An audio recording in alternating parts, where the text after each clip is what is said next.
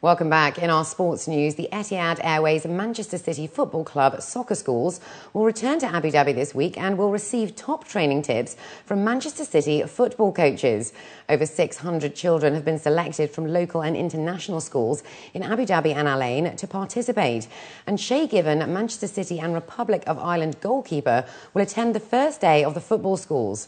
Chief Commercial Officer for Etihad Airways, Peter Baumgarter, says the event is a great opportunity for the Manchester City coaches to view Emirati football talent and for Etihad to support grassroots sport in the UAE.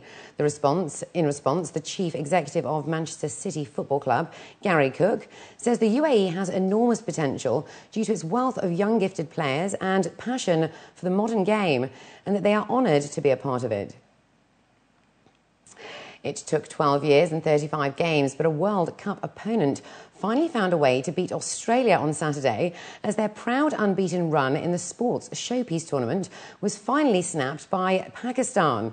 It was an uncharacteristic batting collapse for the four-times world champions as they were shot out for a meagre 176, their lowest World Cup total since 1992, with speedster Umar Gal being the wrecker-in-chief.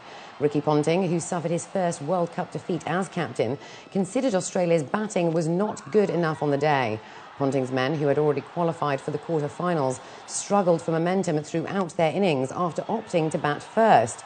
Pakistan's pace and spin attack, backed up by sharp fielding, never allowed the Australian batting to settle.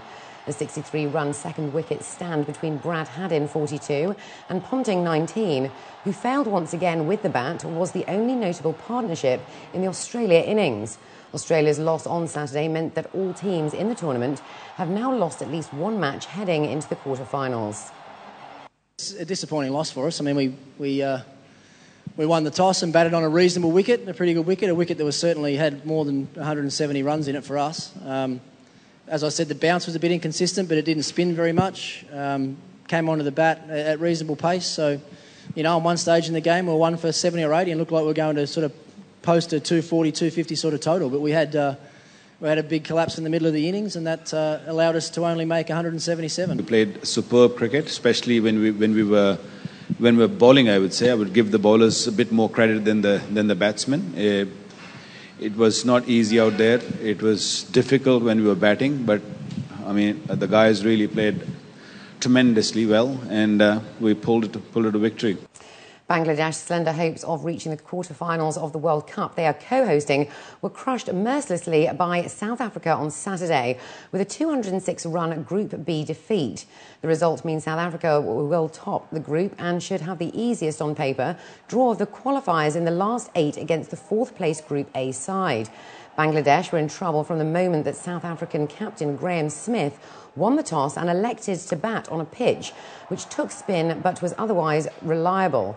South Africa proceeded to make a 284 for 8, a target which would have challenged any team, never mind a talented but inexperienced Bangladesh side. I think 280 was, exceeded our expectations. We felt that 250 was a good total on the surface today. But with the wickets in hand and the power play, we managed to get on a little bit better. And then we set the tone really well in the first 10 overs with Johan and Lobsy, and then the guys just followed it up beautifully.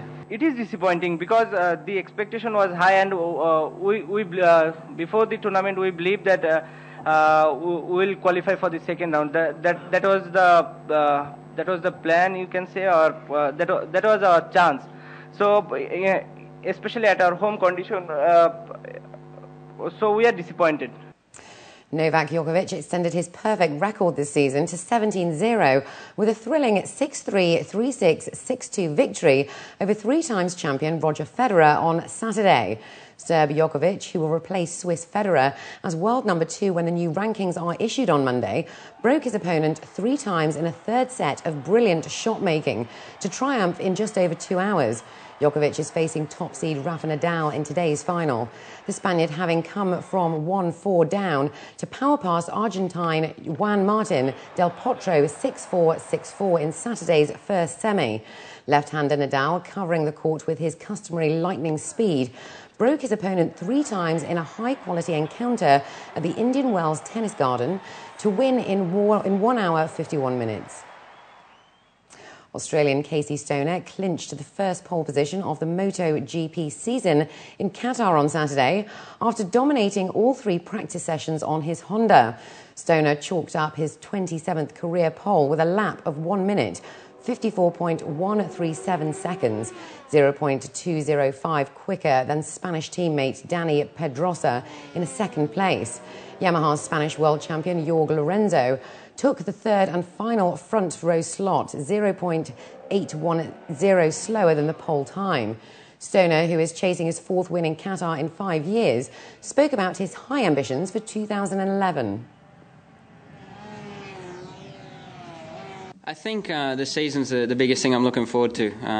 Just the consistency we've shown in pre-season testing is something that's really given us a lot of confidence. And this weekend, we've made small steps, but it is a track that we've done very well in the past. So we're not holding too much on this circuit for sure.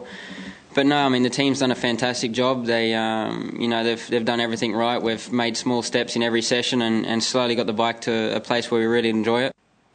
James Cameron, the acclaimed Hollywood film director and producer, was received by Dr. Sultan A. Al-Jaber, CEO of Masdar, on his visit to Masdar City.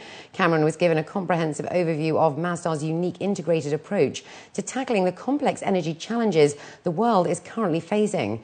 The tour of Masdar City enabled Cameron to see firsthand the innovations, progress and momentum building at Masdar.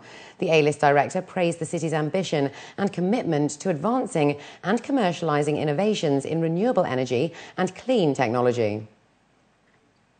Hundreds of sky gazers across India on Saturday rushed to planetariums, seashore and open fields to have a glimpse of the supermoon, or perigee, a natural phenomenon in which the moon comes very close to the Earth and appears bigger and brighter than normal. Locals crowded the India Gate in the national capital, New Delhi, to witness the spectacle that has occurred after 18 years. The appearance of the moon larger and closer to the Earth has had people talking about natural calamities, such as earthquakes and tsunamis, that may be triggered during this period. Indian scientists had said the phenomenon would not have devastating effects, as it is being talked about in the media recently. Many astrologers link the Japan earthquake and subsequent tsunami to the closeness of the moon to the Earth. The phenomenon is also known as lunar perigee and is also called a supermoon, as it is occurring on a full moon day. And with that, let's take a look at the international and local weather forecast for tomorrow.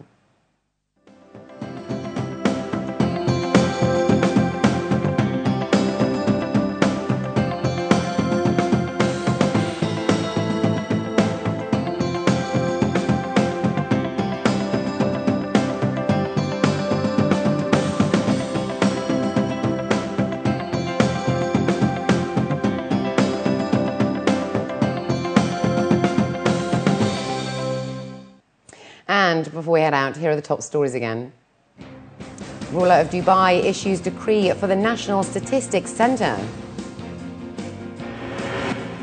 FANR to draw lessons from nuclear accidents in Japan. Over 8,000 people confirmed dead in Japan. And Etisalat Zain deal comes to an end.